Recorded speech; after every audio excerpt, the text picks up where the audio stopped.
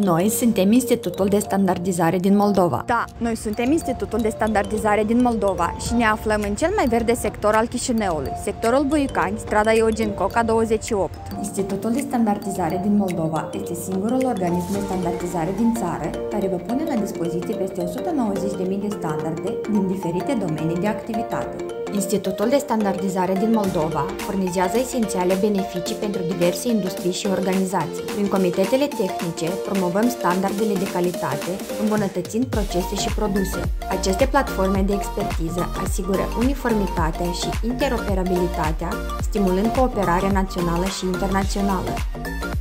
Ofertele noastre includ cursuri de formare profesională, acoperind managementul calității, auditul intern și altele.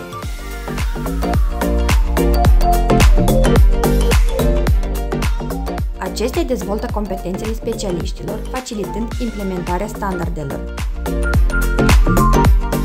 De asemenea, oferim consultanță specializată, ghidând organizațiile în implementarea și soluționarea problemelor.